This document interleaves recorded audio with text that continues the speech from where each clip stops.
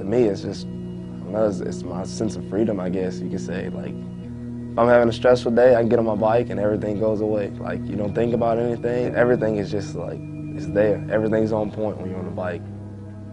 You feel like Superman. I've been riding my whole life. Around 7, that's when I really turned it on, and I was like, hey, this is what I want to do.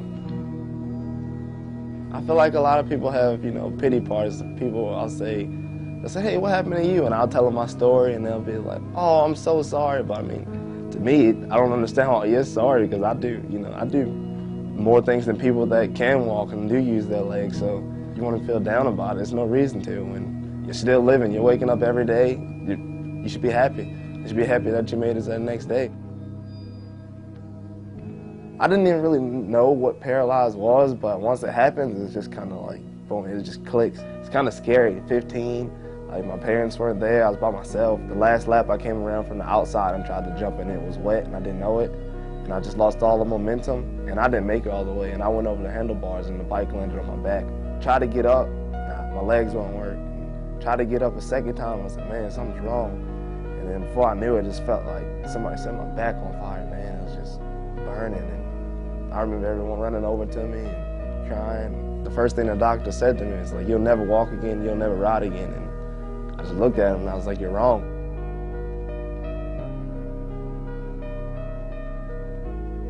You want to show them the opposite, you know, like if I say I'm going to get walking again, I'm going to get walking. If I say I'm going to get riding again, I'm going to get riding, you know, and I'm a man of my word.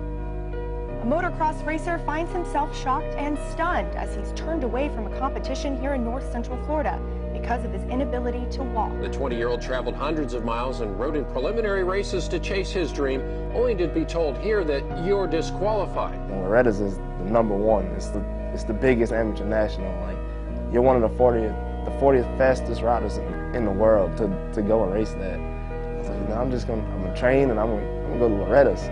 So I signed up for all the qualifiers, and it's kind of like you have to do a qualifier and then a regional, and then you make it to Loretta's. Well, I qualified all the way up until going to Loretta's. I got there and they're like, you can't ride. What do you mean I can't ride? You guys took my money, you know, you let me qualify, why can't I ride this big race? And they didn't really have a legitimate answer. It was kind of pretty much because I was in a wheelchair. Hey, if a rider falls and gets knocked out, he can't pick himself up. It's kind of like the same deal. So why can't I ride? We almost went to court with it, and they knew they wouldn't win, so they kind of backed out and they let me ride. I'm gonna try to qualify again and go and be the first paralyzed guy to win the national title.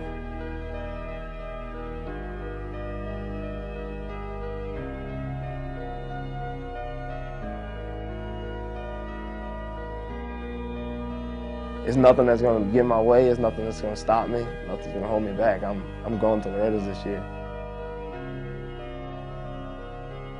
People tell me I'm inspiring.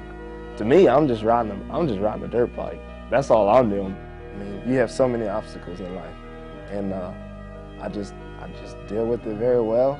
Every day, me living, having fun, just doing whatever I love to do. It inspires other people and it helps them. So I think it's a great thing, and I feel like that's one of the reasons that it happened to me. Just because I can cope with it, I can deal with it, and at the same time I can help other people while I'm doing what I'm doing. I know that I'm here for a reason, for a purpose. It's the fact of having some people on my side that kind of push me and encourage me. It's kind of like, you know, yeah, I got this. I can do it. Like, I can do it.